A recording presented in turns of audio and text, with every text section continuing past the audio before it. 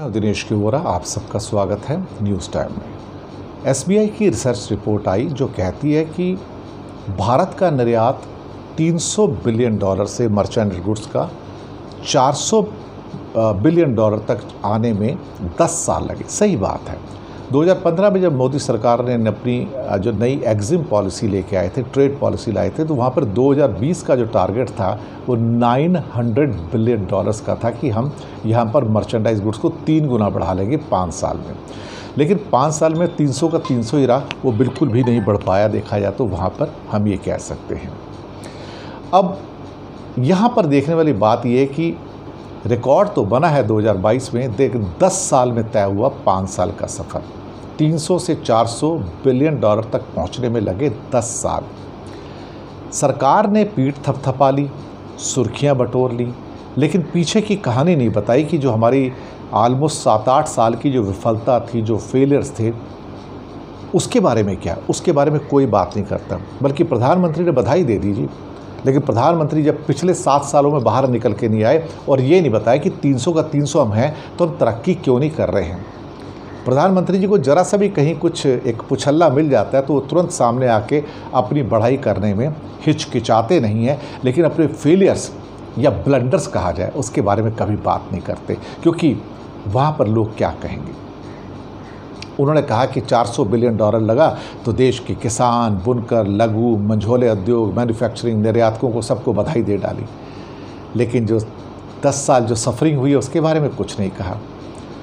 उनका कहना है कि ये बड़ा सुस्त रफ्तार रही और हमारे मुकाबले देखा जाए तो एसबीआई कहना है कि Vietnam, Bangladesh, Cambodia, Thailand, China कहाँ के कहाँ पहुँच गए, हम वहीं के वहीं खड़े रह गए। इसके बारे में मोदी जी ने आपसे कोई बात नहीं की।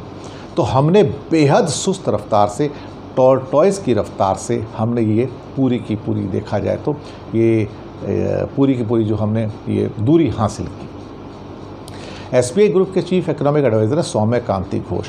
उनका कहना है कि 2005-06 के दौरान हमारा $100 बिलियन का एक्सपोर्ट था 2005-06 में, और 100 से 400 आने में हमें लगे 16 साल।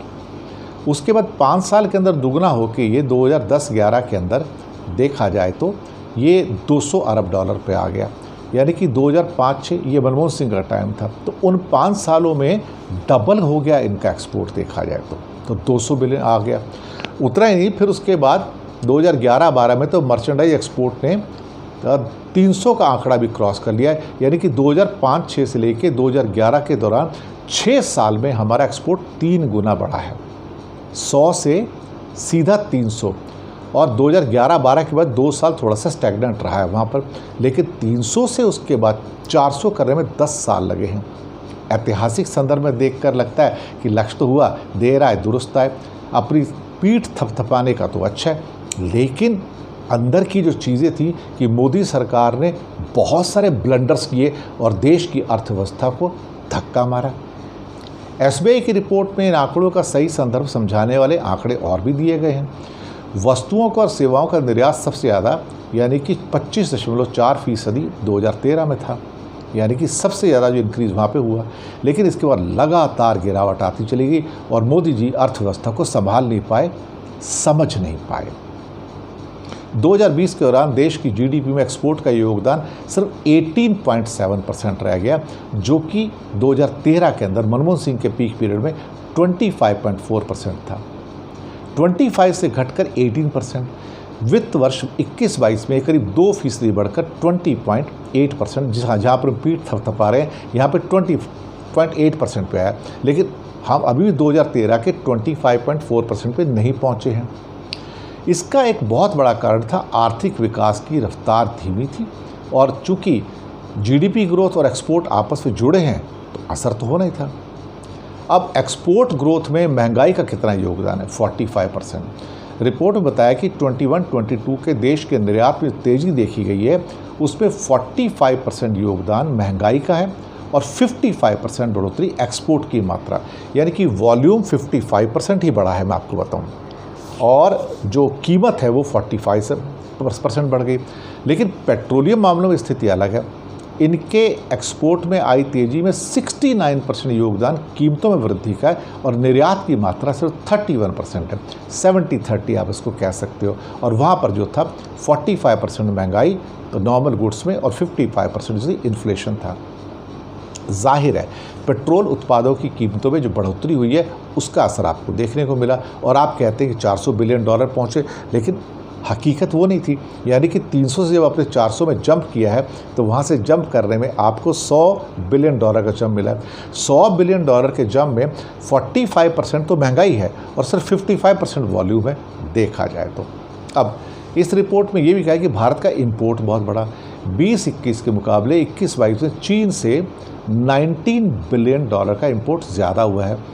जिन देशों से सबसे ज़्यादा वस्तुएं और सेवाएं हम खरीदते हैं उसमें चीन की 5.2% की हिस्सेदारी है और तीसरे नंबर पे अमेरिका हमारे इंपोर्ट में 18.1% फीसदी के साथ पहले नंबर पर और UAE 6.6 और दूसरे नंबर पे चीन के बाद चौथे नंबर पर बांग्लादेश जिसका कुल इंपोर्ट में 3.9% का हिस्सा है। कैड की हालत चिंताजनक है।